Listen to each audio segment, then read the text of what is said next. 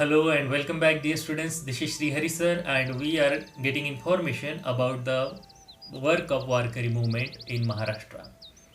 My dear student, in this Warkari movement, we are getting information about the great Sants of Maharashtra, and today we are going to know about the Sant Eknath.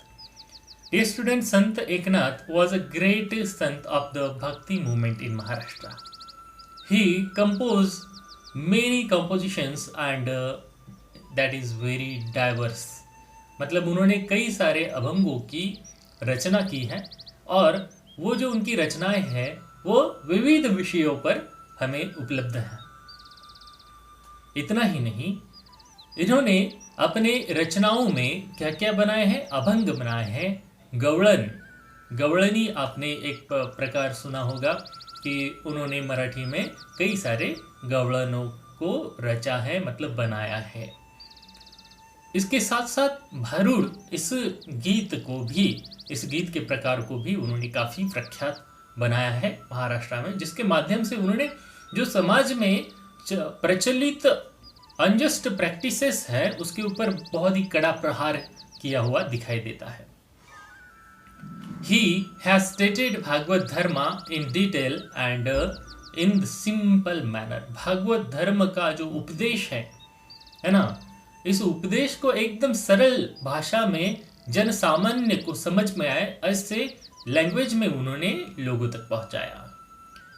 My dear student, he has portrayed the people's life in the भावार्थ Ramayana through the story of Lord Ram. भावार्थ रामायण की रचना उन्होंने की है।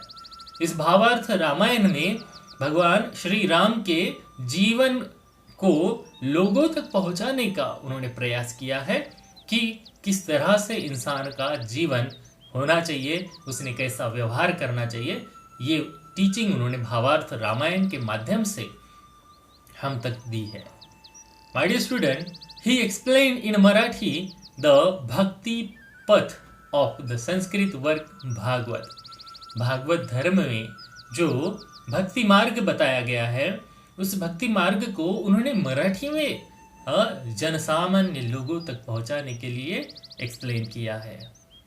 इतना ही नहीं कि इनके जो अभंग है, his abhangas show the warmth of devotion.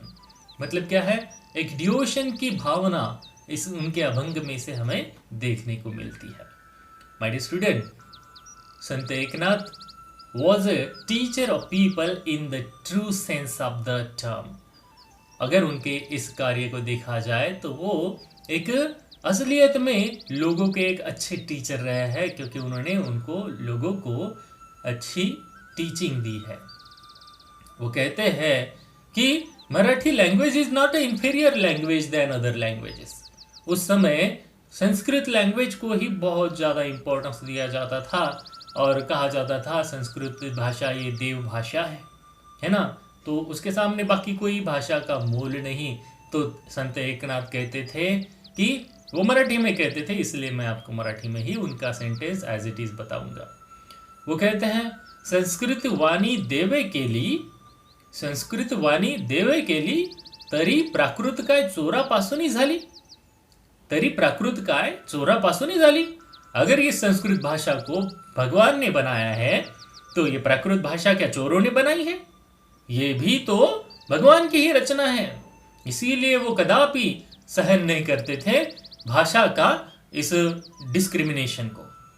My dear student, संत एकनाथ महाराज उन लोगों के लिए क्या किया है, उन्होंने हेवीली क्रिटिसाइज किया है जो इस रिलीजन की निंदा करते थे, इस भाषा की निंदा करते थे।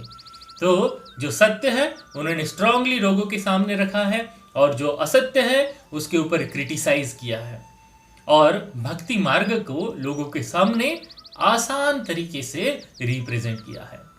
तो इस तरह का कार्य करने वाले संत एकनाथ महाराज, इनके बारे में आज हमने इस वीडियो लेक्चर में जाना है। आई होप आपको ये समझ में आया होगा।